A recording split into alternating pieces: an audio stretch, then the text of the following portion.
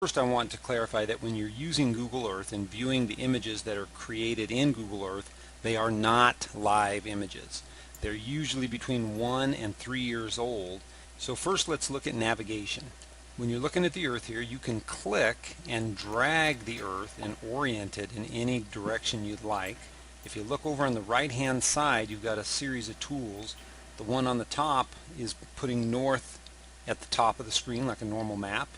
You can rotate the Earth by rotating the compass. Next, you can use the Move tool down below to rotate the Earth and orient it in right to left, up and down. I think it's easier to click and drag the Earth whatever direction you'd like it to move.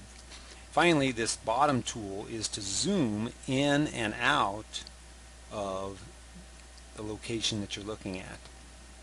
You can accomplish the same thing if you have a rotating mouse wheel on your mouse. You can scroll in or scroll out to zoom very quickly into an area. You can see when I zoom in that the picture starts out blurry, and then depending on the speed of your internet connection, if you just pause for a few seconds, you will notice that the image becomes clearer and clearer. The clarity of the image depends on the resolution of the image based on that particular area. Some areas get a real high resolution image, some do not.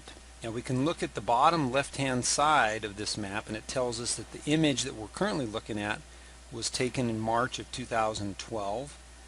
We have the exact coordinates of where we're pointing on this map right here, including the elevation of this particular point on the Earth.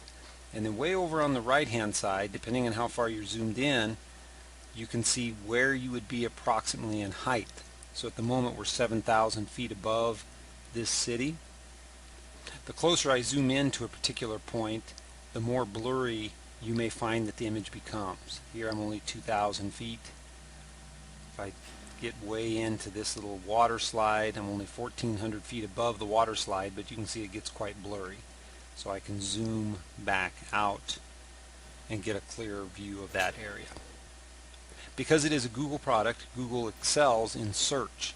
So in the upper left hand side of your screen, here is the search box. So if I type in something like Empire State Building, it knows what I'm talking about, and it'll immediately take me to that point. So you can type in names of structures, you can type in the name of a city, you can type in a full address if you know an exact address, and it will bring you directly to that spot. So use the search engine up here in the upper left to quickly find things that you want to look for. The next thing I want to show you on the left hand side of the screen are what are known as layers. Layers let you overlay the map with all kinds of different information, from the roads to 3D buildings. You can put in the weather, all kinds of different things. So I'm going to take all layers off so you can see what it looks like without the layers. And then if I add layers, like for example borders and labels, then I get state and country borders, and of course the labels for what I'm looking at.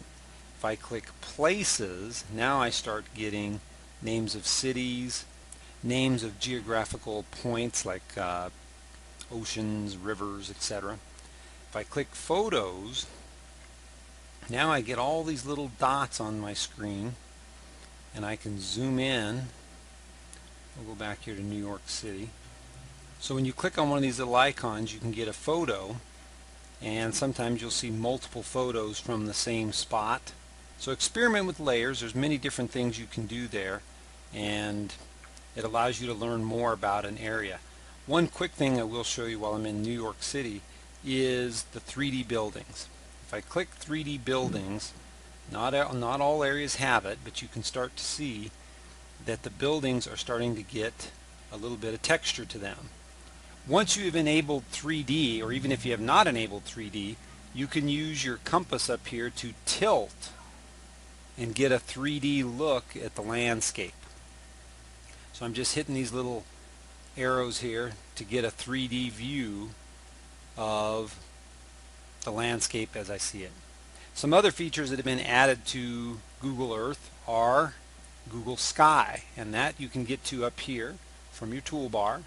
Click on this little Saturn, and then click Google Sky. So you can drag it around, zoom in, zoom out, and even search just like we did with the regular map. Also under the little Saturn icon up here is Google Mars, and again they're using various NASA and USGS satellite expeditions and putting in some of the imagery from those missions. And lastly, underneath the Saturn icon is the moon, and you can explore the moon just like you can Earth and Mars. One last feature that I'm going to take you back to Google Earth that I want to show you is the ability to measure distances very quickly and easily. So let's say you wanted a rough estimate of how far across the United States it is. You could click the ruler up here on your toolbar, make sure line is selected, choose what measurement you would like. So I'm going to choose kilometers since I'm trying to learn the metric system.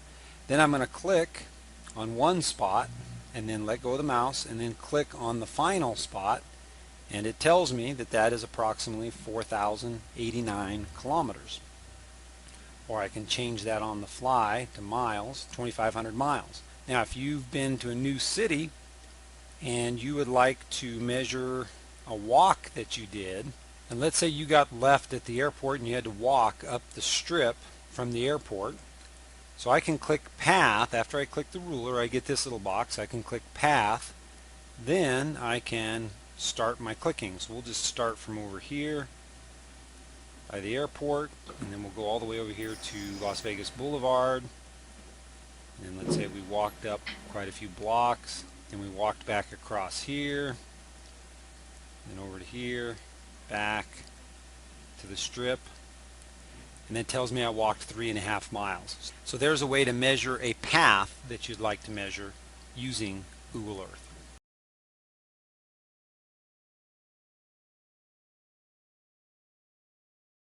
So in order to do the 3 things that you need to do for the first video in the Google Earth series, you'll have to go down to the bottom here where it says layers, and if it's not open, you can open it by clicking the arrow, and you're going to click on the weather overlay, and you can see that the weather is demonstrated here.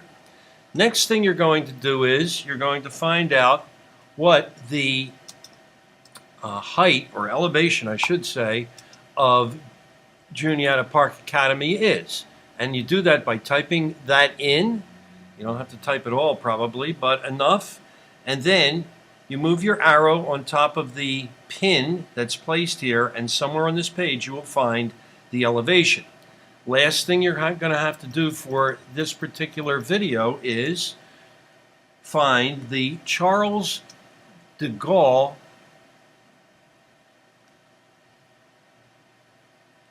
Airport. And you'll have to figure out how to write Charles de Gaulle Airport in this spot like I have.